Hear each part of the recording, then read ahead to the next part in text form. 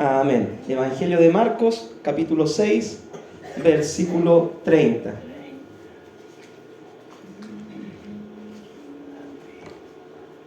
Bien, si lo tiene, le damos lectura, sentadito, y oramos por la palabra, así que vamos a ir leyendo y vamos a ir explicando, ¿cierto?, la palabra del Señor. Marcos 6:30 dice así: Entonces los apóstoles se juntaron con Jesús y le contaron todo lo que habían hecho y lo que habían enseñado, y él les dijo: venid vosotros aparte a un lugar desierto y descansad un poco, porque eran muchos los que iban y venían, de manera que ni aún tenían tiempo para comer. Y se fueron solos en una barca a un lugar desierto, pero muchos los vieron ir y les reconocieron, y muchos fueron allá a pie desde las ciudades y llegaron antes que ellos y se juntaron a él. Y salió Jesús y vio una gran multitud y tuvo compasión de ellos, porque eran como ovejas que no tenían pastor, y comenzó a enseñarles muchas cosas. Cuando ya era muy avanzada la hora, sus discípulos se acercaron a él diciendo: el lugar es desierto y la hora ya muy avanzada, despídelos para que vayan a los campos y aldeas alrededor y compren pan, pues no tienen qué comer. Respondiendo él les dijo: dadles vosotros de comer. Ellos le dijeron: que vayamos y compremos pan por 200 denarios y les demos de comer. Él les dijo: ¿cuántos panes tenéis? Id y vedlo. Y al saberlo dijeron: 5 panes y 2 peces. Y les mandó que hiciesen recostar a todos por grupos sobre la hierba verde, y se recostaron por grupos de 100 en 100, de 50 en 50. Entonces tomó los 5 panes y los 2 peces, y levantando los ojos al cielo bendijo, y partió los panes y los dio a los discípulos para que los pusiesen delante, y repartió los 2 peces entre todos, y comieron todos y se saciaron. Y recogieron de los pedazos 12 cestas llenas, y de lo que sobró de los peces, y los que comieron eran como 5.000 hombres. ¡Wow! Tremendo milagro. Amén. Este milagro me hace pensar a mí muchas veces cuando hacemos los altares familiares acá los días miércoles, ¿cierto? Dios nos ha bendecido, hermano, con los altares familiares. Yo me acuerdo cuando empezamos este año, bueno, esto lo venimos haciendo del año pasado, antepasado, ya harto tiempo que venimos con el tema del altar familiar. Y Dios siempre nos sorprende, ¿ya? Porque Dios saca de una parte o de otra, y cuando llegamos acá, ¿cierto?, el Señor multiplica lo que nosotros podemos traer y alcanza para todo. Y hasta sobra, hermano, porque ahora yo revisé el refri y me quedaron unas cecinas de ayer, así que me recuerda mucho este milagro, ¿cierto?, a lo que hace el Señor. Ya cuando Dios pone su bendición en algo, hay en abundancia y hasta sobra, ya hasta queda para después. Amén. Bien, este milagro, ¿cierto?, de la multiplicación de los panes y los peces, ¿cierto?, ¿de qué se trata? Dice la Biblia que los apóstoles habían vuelto. ¿Ya? ¿De dónde habían vuelto? Ustedes recordarán el pasaje anterior. El Señor lo había enviado como a predicar, ¿cierto? Eso lo vimos, y lo había enviado de 2 en 2 a las ciudades donde él había de ir, y les dijo: no tomen nada para el camino, solamente lleven un bastón, ¿cierto? Lo que les pongan delante, sírvanse, y todos vayan y prediquen, echen fuera demonios, ¿cierto? Y ellos tenían que volver, ya tenían que volver a quien los había enviado. Entonces los apóstoles fueron en su viaje misionero, y ahora estaban regresando y le dicen al Señor, ¿verdad?, todo lo que ellos hicieron, todo lo que ellos predicaron, todo lo que ellos enseñaron, cómo ellos ministraron, ¿cierto? Le cuentan al Señor, le dan una rendición de cuenta, en otras palabras, de todo lo que fue su ministerio, ¿cierto?, itinerante en las diferentes ciudades a donde ellos habían ido. Es interesante que en el Evangelio de Marcos, esta es la primera vez que se le llama apóstoles a los discípulos. ¿Por qué se le llama apóstoles a los discípulos por primera vez en este evangelio? Por lo mismo, la palabra apóstol o apostolo, ¿cierto?, significa en griego enviado.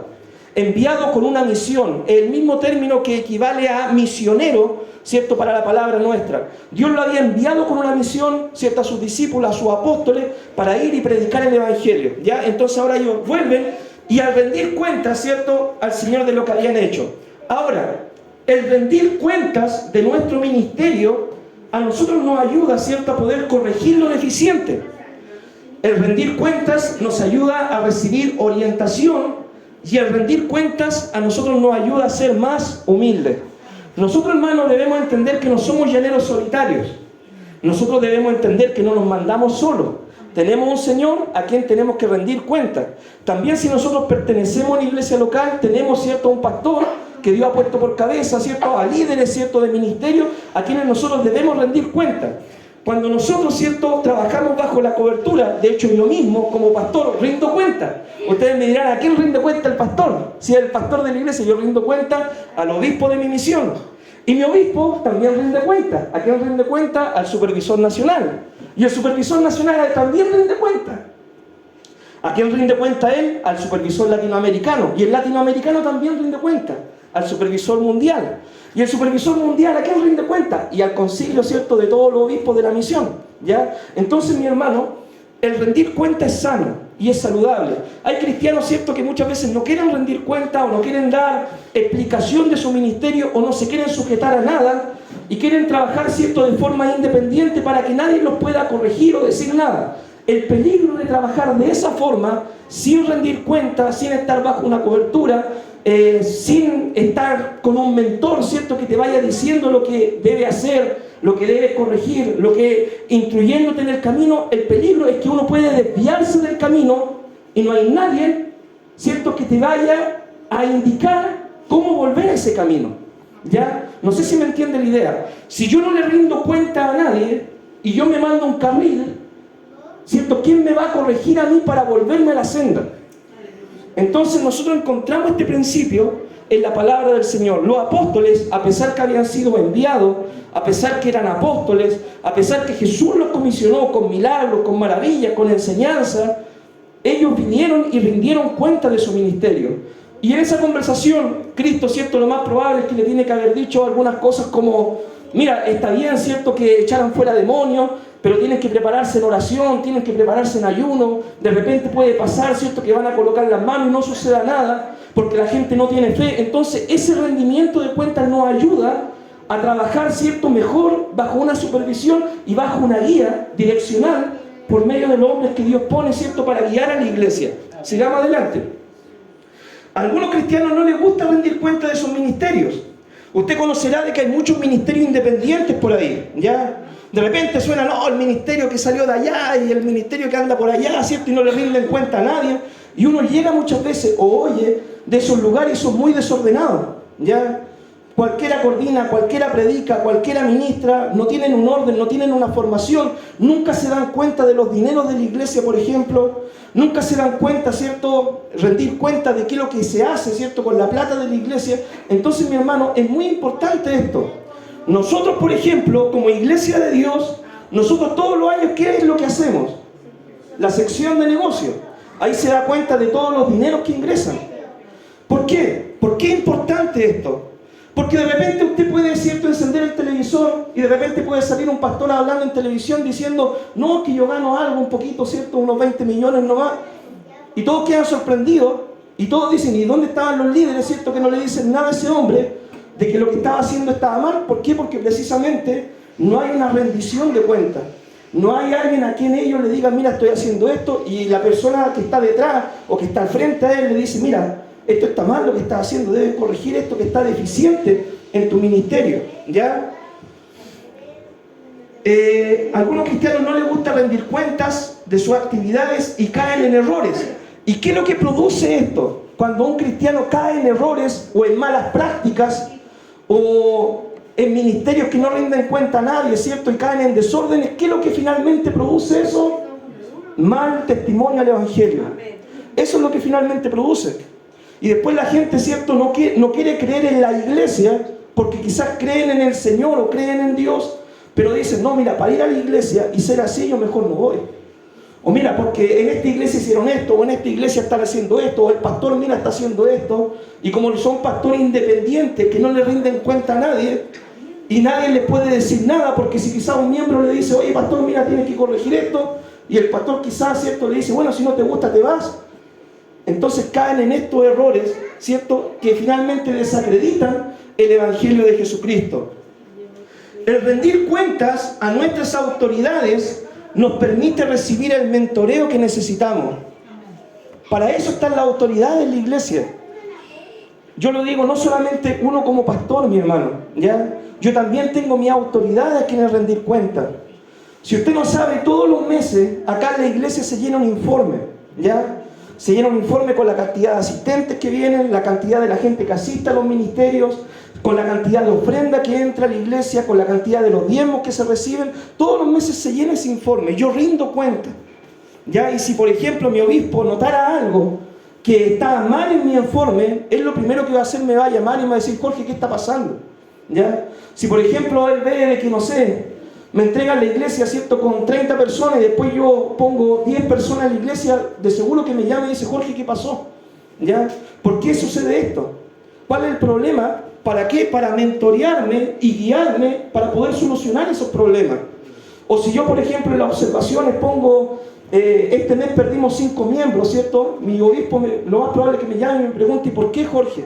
Quizás yo ahí le puedo decir: mira, una familia se trasladó, una familia quizás falleció a alguien, ¿cierto?, en la congregación. Daré mi explicación a eso. Y eso me permite a mí recibir mentoreo y guianza para hacer mejor el ministerio. Ustedes mismos como líderes. Hay acá algunos hermanos que son líderes, líderes de damas, líderes de niños, líderes de música, líderes de varones, ¿cierto? Ustedes tienen que aprender a trabajar bajo la guianza y el mentoreo de los pastores locales, ¿ya? Por ejemplo, si ustedes tienen una idea, algún proyecto, les gustaría hacer algo, pidan sugerencias. Aún nosotros mismos los pastores, ¿qué es lo que nosotros tenemos en la iglesia para poder tomar decisiones o guiar el camino, ¿cierto?, de la iglesia? Tenemos nuestro grupo ¿de qué? De consejeros. Para eso son los consejeros, para aconsejarnos a nosotros cuando vamos a tomar una decisión. Ya si nosotros, por ejemplo, queremos, no sé, hacer algo, un proyecto, cualquier cosa, primero le hablamos a nuestros consejeros y decimos: mira, ¿qué opinan ustedes sobre esto? ¿Está bien, pastor? Me gustaría que lo hiciéramos así. ¿Podemos cambiar esto, modificar esto? Porque trabajar de esa forma, en la rendición de cuentas, nos permite recibir dirección. Amén. Dirección. Nosotros, hermanos, tenemos que aprender el principio que dice Proverbio: en la multitud de consejeros está la sabiduría. En la multitud de consejeros está la sabiduría. Cuando uno busca consejo, uno demuestra humildad, que uno no se la sabe toda, que uno también necesita la opinión de otras personas, ¿cierto? Que uno también necesita que lo corrijan si es que algo ve mal en uno. ¿Ya? Uno no es una persona que pueda decir: mira, somos el Papa, entre comillas, ¿cierto?, y somos infalibles, no fallamos. No. Nosotros también necesitamos corrección, guianza, instrucción sobre cómo hacer mejor nuestro trabajo ministerial. Y eso era precisamente lo que necesitaban los apóstoles. Por eso rendían cuenta a Jesús. ¿Ya? Sigamos adelante. Jesús, ¿cierto?, al ver sus discípulos le rendieron cuentas y después ve una multitud, ¿cierto? Se dio cuenta Jesús de la necesidad de sus discípulos. Ya, primer punto, tenían que rendir cuenta. Segundo punto, se dio cuenta el Señor de que ellos debían, ¿qué cosa hacer? Descansar. El ministerio, mi hermano, es sumamente agotador. Es sumamente agotador. Yo de repente, como pastor, ¿cierto?, uno conversa con mucha gente, ¿ya? Y de repente uno puede escuchar comentarios como: ¿y qué es? Y bueno, falta una iglesia, yo voy y la levanto. Y no es así, hermano. No es así.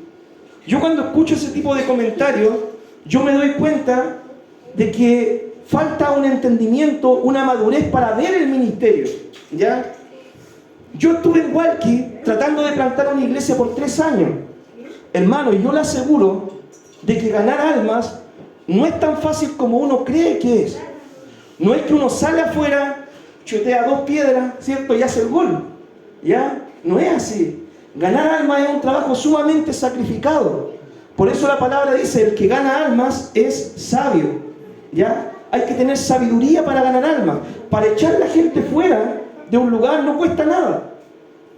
Por eso hay que tratarle a los hermanos siempre con amor, con cariño, con respeto.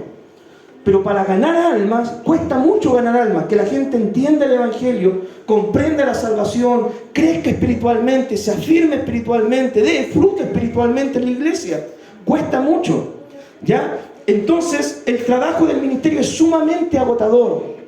Si yo les contara, por ejemplo, cómo es mi semana, ¿cierto? Ustedes dirían: ¿y de dónde el pastor saca tiempo o saca fuerza, ¿cierto?, para hacer el ministerio? En las noches hay que ir a trabajar, Uno duerme mal en el día, duerme mal en la noche también, ¿por qué no, cierto? Hay que tener tiempo para orar, hay que tener tiempo para leer la Biblia, hay que tener tiempo para preparar estudios bíblicos, hay que tener tiempo, ¿cierto?, para leer temas para poder aconsejar, hay que tener tiempo para visitar, hay que tener tiempo para las llamadas telefónicas, hay que tener tiempo para las reuniones pastorales, hay que tener tiempo para sacar el seminario adelante. Hermano, el ministerio es sumamente agotador. Y la Biblia dice, la mies es mucha y los obreros poco, ¿cierto? Entonces hay mucho trabajo por hacer, pero lamentablemente no lo podemos hacer todo, aunque nosotros lo demos todo por la obra, siempre va a haber trabajo por hacer. Y el ministerio es sumamente agotador. De repente la pasión de uno es trabajar en el ministerio, pero uno se cansa físicamente, espiritualmente, por situaciones que puede pasar. El ministerio es agotador. Por eso, si usted, por ejemplo, algún día dice, yo quiero ser pastor, amén, pero va a ser pastor, hermano, doble harto las rodillas y lea harto la Biblia, ¿ya? Va a ser pastor, doble harto la rodilla y lea harto la Biblia, y entre media semana ayune también un par de veces, porque el ministerio, hermano, es sumamente demandante, ¿ya? Y uno tiene que ser perseverante hasta el final, ¿ya? El trabajo en la viña del Señor es mucho, los obreros son pocos, pero no debemos sacrificar, ¿cierto?, nuestra salud o nuestra familia por servir más a Dios. ¿Me entiende? De repente hay personas que sacrifican en el altar de Dios su familia, su salud por el ministerio. Y esto también es un error. Por ejemplo, si una persona dice, yo soy ministro, sea el ministerio que sea, pastor, evangelista, misionero, como ha pasado en la historia del cristianismo, mis queridos hermanos, y lo dan todo por el ministerio, pero después sus hijos, ¿cierto?, no quieren saber nada con el evangelio, terminan divorciados, ¿cierto?, terminan, ¿cierto?, con una mala salud, ¿cierto?, física, deteriorados. Algunos ministros, ¿cierto?, terminan en condición de calle, por darlo todo para el evangelio. También hay un error ahí, ¿ya? Nosotros debemos servir al Señor, pero como dice acá la palabra, el Señor también llamó a sus discípulos a un lugar aparte para que descansaran un poco de tiempo. Tenemos que aprender a reponer nuestra fuerza en el Señor para seguir trabajando y hacer las cosas ordenadamente para poder ir, ¿cierto?, dando fruto con el tiempo. Sigamos adelante. Debemos, ¿cierto?, aprender a trabajar a conciencia, ¿ya? Este es el principio de trabajar a conciencia. ¿Cómo? Debemos planificar nuestras actividades. Ya, planificar nuestras actividades. ¿Usted planifica, hermano, su actividad en su día? ¿O vive a lo que salga el día nomás, ¿cierto? Hoy día me desperté, hoy día jueves, ¿qué hay que hacer? No sé, yo por lo menos planifico, ¿ya? De hecho, delante mandé la planificación de la iglesia. ¿Para cuántos meses más? 3 meses más. Y siempre de un mes para otro uno va planificando lo que hay que hacer. El que no planifica nada, no va a planificar y no va a crecer y no va a dar fruto y no va a hacer nada, ¿ya? Uno tiene que planificar su crecimiento espiritual. Por ejemplo, si tú quieres crecer en conocimiento, el conocimiento, hermano, por más que ore, ¿cierto?, tú necesitas abrir la Biblia. Entonces, ¿cómo planifico mi crecimiento espiritual en la palabra? Leyendo la Biblia sistemáticamente todos los días, 3, 4 o 5 capítulos al día. Leyéndome la Biblia, poniéndome el desafío de leer la Biblia una vez al año, por ejemplo. Si yo quiero crecer en mi vida de oración, debo planificar mi tiempo de oración. Todos los días voy a orar 2, 3 veces al día, como el salmista, ¿cierto? Mañana, tarde y noche me presentaré delante de Jehová, invocaré su nombre y esperaré en él. Si yo no planifico eso en mi vida espiritual, ¿cierto?, siempre voy a andar llevado como por la corriente de la ola, ¿cierto? Lo que salga, salió nomás. Pero nosotros debemos planificar nuestro crecimiento espiritual. Si yo, por ejemplo, quiero que mi familia se convierta al Señor, debo planificar mi tiempo de oración por ellos y mi tiempo de predicación que le voy a hacer a ellos. Cada cierto tiempo voy a decir, una vez al mes le voy a hablar a mi familia, le voy a predicar el Evangelio, voy a estar orando todos los días por ellos. Entonces debemos planificar en nuestra vida espiritual. Lo mismo pasa en la iglesia y en el ministerio. Debemos planificar nuestras actividades de forma metódica y sistemática. Y acá hay algunos que no les gusta la palabra metódico y sistemático. A mí me encanta lo que es metódico y sistemático. Lo metódico y sistemático, hermano, te da estabilidad en la vida espiritual. Lo improvisado no te da estabilidad. Lo improvisado es que si un día anda emocional, va a orar una hora. Al otro día, como ya se te pasó el fuego del Espíritu, no va a orar. Al otro día, ¿cierto?, va a andar con el fuego a 50 grados y va a orar 20 minutos. Y al otro día, ¿cierto?, va a tener el fuego apagado y no va a orar 5 minutos. En cambio, si tú eres metódico, sistemático, disciplinado en tu vida espiritual, siempre va a ir creciendo. De hecho, hermano, esto es un principio que nosotros, hasta la gente del mundo, ¿cierto?, se da cuenta de este principio. Ustedes podrán buscar ahí en internet, ¿cierto?, una máxima que dice así: la disciplina tarde o temprano vencerá la inteligencia. Tarde o temprano la disciplina vence a la inteligencia. Tú puedes tener los mejores dones espirituales, puedes tener los mejores talentos, puedes tener la mejor disposición, pero si no eres disciplinado en tu vida espiritual, no vas a conseguir mucho fruto. En cambio, hay personas que no son tan talentosas, que no son tan brillantes, que no son la última Coca-Cola del desierto ni la última chupada del mate, pero son personas disciplinadas, constantes, metódicas, persistentes, y finalmente son ellos los que van a ver mayor fruto.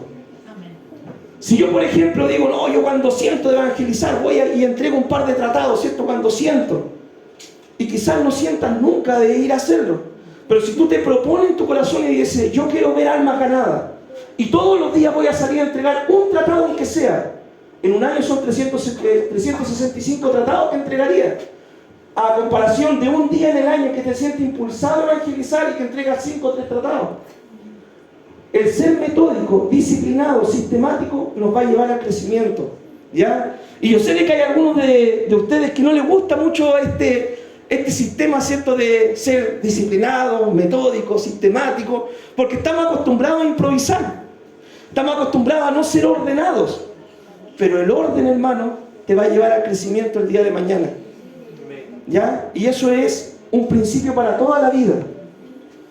Si tú, por ejemplo, quieres sacar adelante tu carrera, los que están estudiando, tener un orden de estudiar todos los días sistemáticamente, aunque tengas sueño, aunque no tengas ganas, aunque tengas flojera, aunque esté buena la película en el Netflix, si tienes ese método de estudiar 1 hora, 2 horas, 3 horas todos los días, lo más probable es que saques tu carrera de forma fácil. Pero si tú eres improvisado, te va a costar más. Porque va a ser el último día, ¿cierto? Mañana viernes y certamen. Y en la noche ahí leyendo, ¿cierto?, todos los apuntes apurados, volviéndose loco, ¿cierto?, hasta las 3, 4 de la mañana, para grabarse todo lo que pudiste haber estudiado durante 2, 3 semanas anteriores si hubieras sido metódico en estudiar todos los días. ¿Ya? Este es un principio de vida. No tan solo para el ministerio, sino para la vida. Lo otro, debemos dar tiempo al descanso físico, a la familia, sin descuidar al Señor. Eso nosotros lo sabemos, mis queridos hermanos. Si, por ejemplo, nosotros nos enfocamos tanto, ¿cierto?, en servir al Señor, que no es malo, pero descuidamos nuestra familia, descuidamos nuestro matrimonio, descuidamos nuestra salud, finalmente fracasaremos, ¿ya? Tenemos que invertir tiempo en nuestra familia y también tenemos que dar tiempo al Señor. Dios, hermano, nos da tiempo para todo en la vida. Dios te da tiempo para que disfrutes con tu familia, claro que sí. Dios te da tiempo para servir al Señor, claro que sí. Pero cuando nosotros nos vamos, ¿cierto?, a uno de los ambos extremos, solamente Dios, ¿cierto?, y de repente descuidamos a nuestro esposo en la casa, la hermana, descuidamos a los niños en el hogar, lo más probable es que fracasemos en esa área. Si nos vamos solamente a la familia y le damos prioridad al esposo, ¿cierto?, le damos prioridad a los hijos y todo el tema, lo más probable es que fracasemos en nuestra vida espiritual. Hay que tener equilibrio en la vida. Lo otro, no debemos abarcar más allá de nuestras fuerzas. Debemos aprender, hermano, muchas veces a decir que no. Cuando, por ejemplo, hay tanto trabajo que hacer, hay tanto por hacer, hermano, yo no sé, pero yo lo veo así.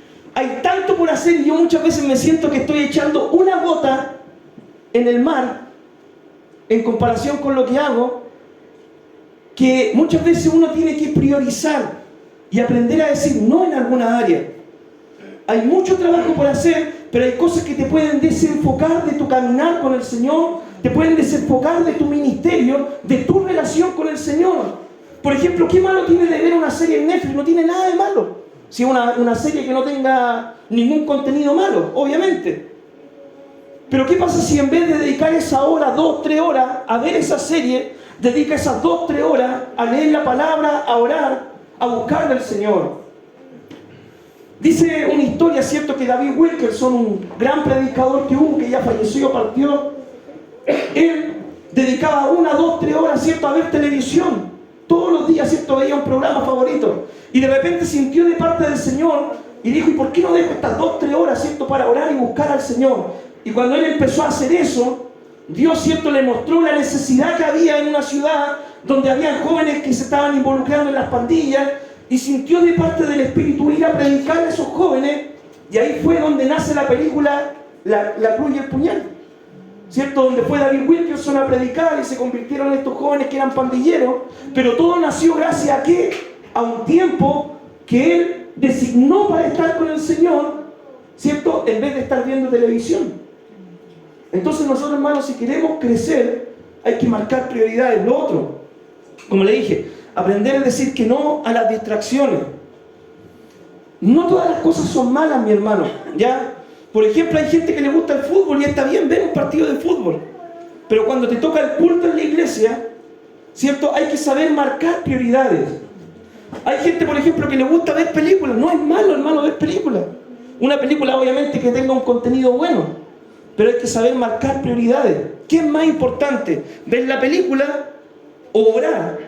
¿Qué es más importante? ¿Ver la novela o velar? ¿Cierto? ¿Me entiende la idea? ¿Qué es más importante? ¿Cierto? ¿Qué es más importante? Entonces, cuando uno marca prioridades, uno puede crecer espiritualmente. Sigamos adelante.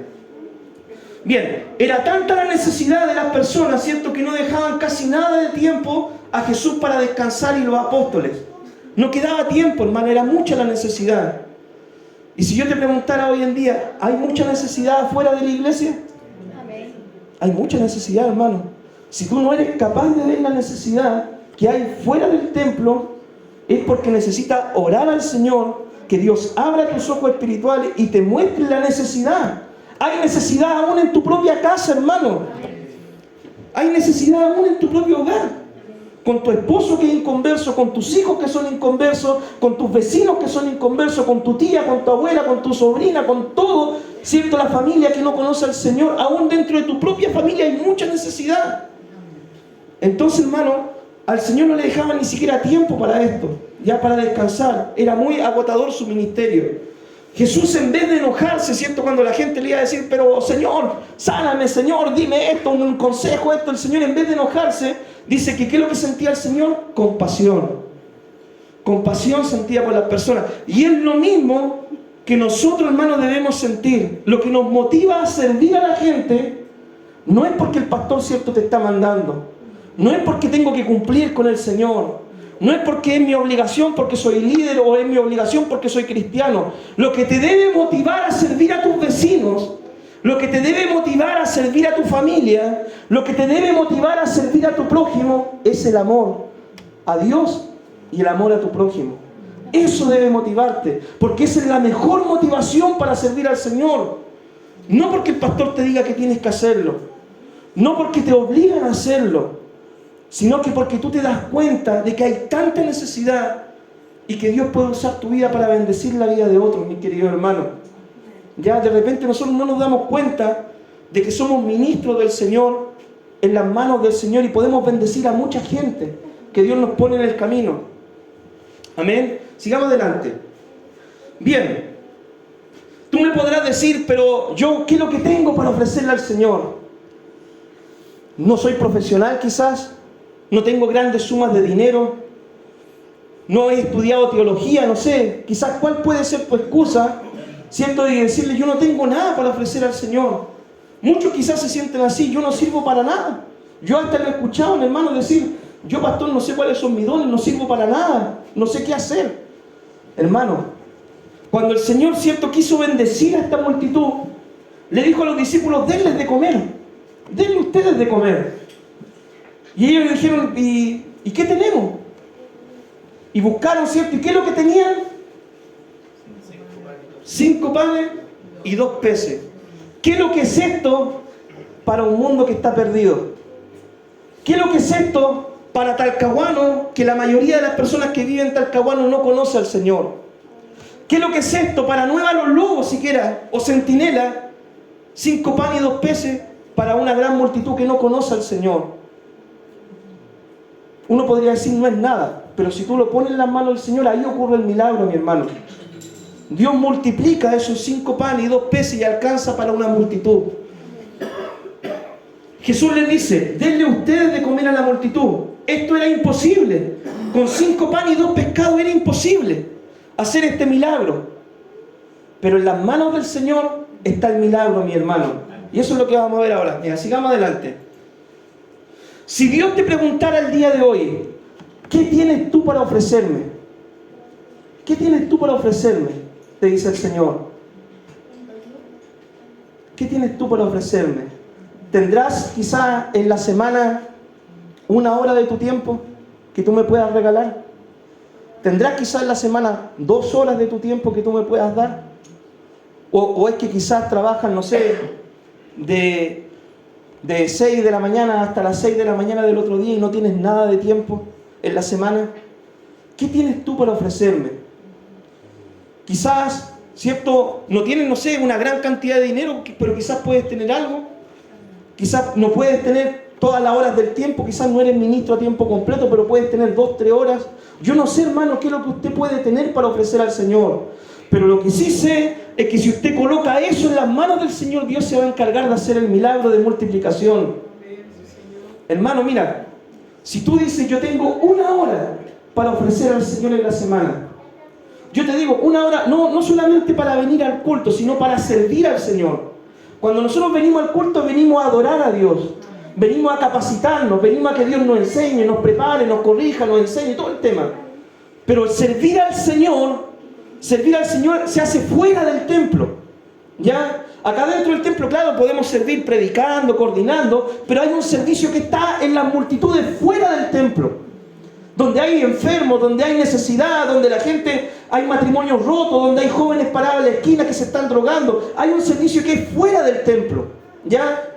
Y si tú me dices, yo por lo menos tengo 1 hora para ofrecerle al Señor, tú, hermano, no te has dado cuenta de lo que puede hacer con esos 5 panes y 2 peces en las manos del Señor. Hermano, en 1 hora, si tú te propones a salir a entregar tratados, ¿cuánta gente tú crees que va a evangelizar en 1 hora? Hora pic, ¿cierto?, del día. Ponete a pensar, un día sábado, en la feria, ahí en Centinela, tienes 5 panes y 2 peces, tienes 52 minutos, ¿ya? Y toma tratados, ¿cierto?, 100 tratados. ¿En 1 hora tú crees que podrás entregar 100 tratados a todas las personas? Yo creo que sí, hermano, te van a faltar tratados. En 1 hora de tiempo. Pero muchas veces nosotros miramos esos 5 panes y 2 peces y creemos que son tan pocos que no los ofrecemos al Señor. Y nos sirven, y eso que no ofrecemos al Señor nos sirve para saciar a la multitud. ¿Me entiendes la idea o no? Tú tienes, ¿cierto?, en tus manos, por ejemplo, 1 hora que puedes dedicar al Señor para ir y servir a los demás. Si tú decides dedicar esa hora ya para servir al Señor, entiéndase, servir al Señor, ir y predicar el Evangelio, que ese es nuestro trabajo. Una vez a mí me dijeron, pastor, su iglesia está media flojita, pastor. ¿Por qué? Le dije yo, porque ya no vende completos como antes, ya no hace platos únicos como antes, pastor, ya no vende empanadas, ya no vende humitas, pastor. No, es que los hermanos están bendecidos, hermanos, y gracias al Señor Dios nos ha bendecido, amén. Entonces no hay necesidad mucho de estar vendiendo plato único, ni empanada, ni nada de eso. Si queremos hacer algo, yo creo en que todos tenemos, no sé, nos sobrarán 2 pescados y 5 panes, ¿cierto?, para poder darle la ofrenda, amén. Entonces, trabajar al Señor, ¿cierto?, trabajar al Señor no es solamente vender plato único, ni humita, ni empanada, ni nada de eso. Trabajar al Señor, entiéndase, es ir y predicar el Evangelio. Eso es trabajar al Señor, mi hermano. Trabajar al Señor es ir donde está el drogadicto en la esquina y decirle, te invito a la iglesia, aunque le diga que no. Eso es trabajar al Señor. Trabajar al Señor es ir a un hospital a predicar la palabra, e ir a una cárcel, e ir a un lugar de necesidad, e ir donde la familia a predicar el Evangelio. Y yo creo que todos tenemos 1 hora que le podríamos dedicar al Señor por lo menos en la semana. El tema es que muchas veces lo vemos tan poquito que decimos, ¿y qué es lo que es esto, cierto? Para todo lo que hay que hacer. Y como no lo ofrecemos, Dios no lo puede multiplicar. ¿Cuáles son tus panes y tus peces que puedes ofrecer al Señor en este tiempo? Piensa en eso. ¿Cuáles son tus panes y tus peces que tú puedes ofrecer al Señor? ¿Te sobrará una hora, hermano, en la semana? Para dedicar al Señor, para servir al Señor. Muchas veces nosotros decimos, bueno, queremos crecer, ¿cierto? Queremos multiplicar la iglesia. Yo, hermano, yo de repente le he dicho a la pastora, si la iglesia crece, hacemos 2, 3 servicios los domingos. Amén. Que llegue el alma y que, no sé, por último dejamos los consejeros, ¿cierto?, en un servicio y los hermanos líderes en otro. Pero que crezcamos, hermano. ¿Y amén? Pero para crecer hay que disponer nuestros panes y peces en las manos del Señor, nuestro tiempo, entiéndase, para servir a los demás. ¿Ya? Sigamos adelante. El milagro ocurre cuando ponemos estas pequeñas cosas que a nuestros ojos parecen ser nada en las manos del Dios Todopoderoso y que Él las multiplica al 100 por 1. De repente uno piensa, ¿y qué es lo que es, hermano, entregar un tratado? Mi hermano Jacobo, ¿cierto? Un día iba pasando por afuera y yo le dije, hermano, lo invito a la iglesia. ¿Qué es lo que es quizá una invitación pequeña, corta, ¿cierto? No me dediqué a predicarle todo el evangelio de Marco al tiro, pero ahora se lo estamos predicando. Pero yo le dije, hermano, lo invito a la iglesia. Amén, de repente voy a ir. Después lo volví a ver, estaba con el hermano Renato, me acuerdo, pintando. Hermano, lo invito, mira, ahí está un tratado en los días de culto y ahora está acá. Pero no llegó solito. Llegó también con su familia y ayer estuvieron con nosotros su familia compartiendo. Y estuvo el martes su señora también compartiendo con nosotros las damas. Entonces, ¿qué es lo que es un tratado de entregar? Quizás a nuestros ojos puede parecer poco, pero nosotros no sabemos lo que Dios tiene detrás de la multiplicación, ¿cierto?, de ese tratado. Quizás, ¿cierto?, yo pensaba que iba a llegar mi puro hermano, pero está llegando su familia, están llegando sus nietos, amén. Y quizás con los nietos puedan llegar los amigos de los nietos. Entonces, hermano, ese es el secreto de la multiplicación. La Biblia declara que Jesús, al poner la bendición sobre estos panes y peces, se multiplicaron y sobró, ¿cierto? A pesar de que la multitud era aproximadamente de 10.000 personas. Porque acá la Biblia dice, habían 5.000 hombres, sin contar mujeres y niños. Entonces, si, bueno, la mitad era casado quizás, ¿cierto? Y más los niños, que habían 2, 3 niños, aproximadamente 10.000 personas. Imagínense lo que puede hacer 5 panes y 2 peces. Sigamos adelante. Amén. ¿Cierto? Vamos a llegar hasta ahí nomás, mi hermano. Amén. Yo quiero que se quede con esto. Ya para la otra semana seguimos predicando, si no nos vamos a alargar mucho con el sermón. Pero quédese con esta reflexión. ¿Qué tengo yo para ofrecer al Señor? ¿Ya? ¿Qué tengo para ofrecerle al Señor? ¿Cuánto tiempo tengo para ofrecerle al Señor? ¿1 hora? ¿2 horas? ¿3 horas a la semana? ¿Cuánto tiempo tenemos para ofrecer al Señor? ¿Podemos planificar ese tiempo que le ofrecemos al Señor? Por ejemplo, nosotros acá en la iglesia, todos los días sábados, 4 de la tarde salimos a evangelizar. Yo nunca he contado cuánta gente nosotros le predicamos, ¿ya? No estoy contabilizando si le predicamos a 10, a 20, a 30, pero muchas veces la pastora, ¿cierto? Salimos con la hermana Mabel, la hermana Jacqueline Busto, la hermana Alicia, ¿cierto? Mi madre de repente nos acompaña entre semanas. Entonces, nosotros, yo creo, ¿cierto?, unas 100 personas quizás le predicamos un día sábado. El otro día salimos, ¿cierto?, al Señor le ofrecimos 1 hora también el día viernes, con las maestras de escuela dominical. Yo creo que no fue ni siquiera 1 hora completa, habrán sido 40, 50 minutos, y salimos a predicar, ¿cierto?, invitar niños a la iglesia. Y Dios dio el crecimiento en 1 hora, ¿cierto? Llegaron después el día domingo, llegaron niños nuevos, el día sábado, ¿cierto?, a la escuela bíblica. Entonces, mi hermano, ¿podemos planificar el servir al Señor? Claro que sí. ¿Podemos ser sistemáticos en nuestro trabajo al Señor? Claro que sí. ¿Podemos dedicar aunque sea 1 hora al Señor? Aunque parezca poco, claro que sí. Así que yo te invito, mi hermano, en este día a disponer, ¿cierto?, tus panes y tus peces delante del Señor, tu tiempo. Entiéndase. Dispone tu tiempo en las manos del Señor. Yo sé de que todos trabajamos, todos tenemos familia, todos tenemos cosas que hacer. Pero 1 hora a la semana, tú no sabes lo que Dios puede hacer con esa hora. Si tú la pones en las manos del Señor, si Dios la bendice, y la multiplica para su gloria. Amén. Oramos al Señor, mis queridos hermanos. Padre, te damos gracias, Dios mío, por este tiempo de enseñanza. Señor, bendito Dios, disponemos, Señor, nuestro tiempo en tus manos, Señor. Amado Dios, mira, quizás, Señor, mis hermanos están ocupados, Señor, muchas veces en la semana. Les cuesta, Dios mío, esto de planificar, Señor, quizás un tiempo para dedicar a tu obra, Señor, a tu servicio. Amado Dios, pero yo te pido que tú nos muestres, Señor, esos panes y esos peces que nosotros tenemos para poder ofrecer a ti, Señor. Amado Dios, para poder ofrecerlo en tus manos, para que tú lo multipliques, Señor. Padre, porque la necesidad de las multitudes es mucha. Señor, hay familias que no te conocen. Hay matrimonios que se están divorciando, Señor. Hay niños, Dios mío, que si no se les predica a tiempo tu palabra, el día de mañana van a caer en la droga, en desgracia, Señor. Padre, porque no hay nadie, Señor, al lado de ellos para mentorear su vida, para guiarlos, Señor. Hay personas, Señor, que están enfermas, Dios mío, que quizás no pueden llegar al templo, Dios, pero necesitan oír tu palabra en su hogar, Dios mío. Hay tanta necesidad, Dios mío. Hay tanta necesidad, Dios mío, en este mundo, Señor, y tenemos tan poco, Dios mío, para poder ofrecer. Padre, pero el secreto está, Señor, en lo que tú dijiste, Dios mío. Que si ponemos, Dios mío, Señor, estos panes y estos peces, Señor, en tus manos, tú los vas a multiplicar, Dios mío, para la gloria y la honra de tu nombre. Y tú darás el crecimiento al 100 por 1. Padre, en tus manos, Dios mío, colocamos esta palabra y pedimos, Señor, que nos dé entendimiento.